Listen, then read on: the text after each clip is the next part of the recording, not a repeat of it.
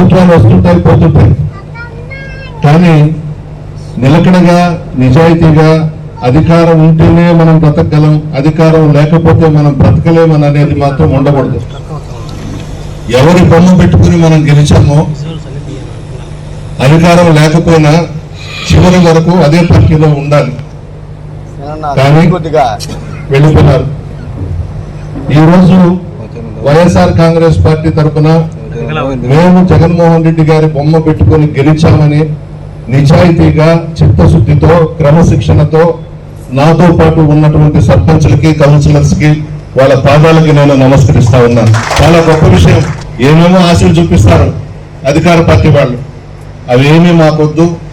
జగన్మోహన్ రెడ్డి గారు కావాలి, ప్రసన్న కుమార్ రెడ్డి కావాలి, వైఎస్ఆర్ కాంగ్రెస్ పార్టీలోనే మేము కొనసాగుతామని ఇప్పటి వరకు నాతోనే నడుస్తున్నారు, పార్టీలోనే ఉన్నారు. మిమ్మల్ని అందరినీ కూడా ఎప్పటికీ మర్చిపోలేం. కష్టకాలంలో ఉన్న వాళ్ళని మనం గుర్తుపెట్టుకోవాలి. అధికారం వస్తా ఉంది అని అంటే గోడలు దూకే వాళ్ళు చాలా మంది ఉంటారు. అధికారం లేకపోతే నిజాయితీగా కనిపెట్టుకున్న వాళ్ళు మాత్రమే మనతో ఉంటారు. అందులో భాగమే మీరందరూ కూడా. చాలా రాజకీయాలు చూస్తా ఉన్నాం. రాజకీయాలు చాలా దారుణంగా తయారైపోయినాయి. అన్ని కూడా మీకు తెలుసు ఏం జరుగుతూ ఉంది, ఏ విధంగా జరుగుతూ ఉంది అనేది. ఈ మధ్యనే ఒక పెద్ద వయసులో పెద్దవాడు 70 ఏళ్ళు దాటే మన ఇంటికి వచ్చాడు. నా ఫ్యాబ్లో కూర్చున్నాడు. మేము మాట్లాడుకునేదంతా రికార్డ్ చేసి తెలుగుదేశం పార్టీ వాళ్ళకి పంపించాడు. ఇది న్యాయమా అని అడుగుతున్నాను. వయసుకు తగ్గ పనేనా అని అడుగుతా ఉన్నాను. ఏం అటువంటి రాజకీయాలు చేయకపోతే నా కారులో కూర్చొని మేము మాట్లాడుకునే మాటలు రికార్డ్ చేసి తెలుగుదేశం పార్టీ వాళ్ళకి పంపించాను. సస్పెండ్ చేశాం పార్టీ నుండి.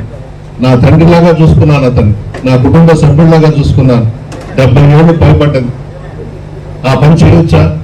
నాకు తెలిసి మా తండ్రి శ్రీనివాస రెడ్డి గారు చనిపోయిన తర్వాత ఇంత దరిద్రపు రాజకీయాలు ఎప్పుడు చూడలేదు. First time.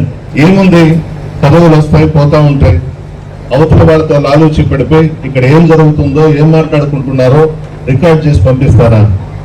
ఏం రాజకీయాలు అవి? అందుకే చెప్తున్నా, రాజకీయాలంటేనే అసలు వేస్తా ఉంది. దరిద్రం అయిపోయినాయి, మలినం అయిపోయినాయి రాజకీయాలు.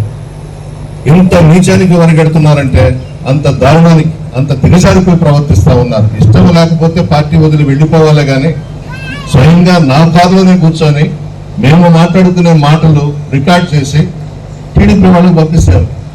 ఏమనాలి వాళ్ళని? అవసరమా ఇటుకుంటాయి? ఈ పనులు చేస్తున్నారు కూడా. చాలా గొప్పగా చెప్పుకుంటున్నారు తెలుగుదేశం పార్టీ వాళ్ళు. ప్రతి మండలంలో వైఎస్ఆర్ కాంగ్రెస్ పార్టీ తరఫున మేము ఒక ఏజెంట్ను పెట్టుకొని ఉన్నాం. అక్కడ ఏం జరుగుతుందంతా కూడా మాకు ఇన్ఫర్మేషన్లు వస్తూ ఉన్నాయని వాళ్ళేమో బాహాటంగా చెప్పుకుంటున్నారు. నేనైతే ఒకటే చెప్తా, నాకు నటన చేయడం చేత కాదు. ఉన్నది మాట్లాడటం, అభిమానం ఆప్యాయతతో దగ్గరికి తీసుకోవడమే నాకు ఉన్నది. మా తండ్రి గారు నేర్పించింది. నటన నా చేత కాదు. నటన చేసేవాళ్ళు ఎక్కువైపోయినారు ఈరోజు. అధికారం లేకపోతే మేము ఉండలేము అనే స్థితికి వచ్చేసారు. అవసరమా రాజకీయాలు?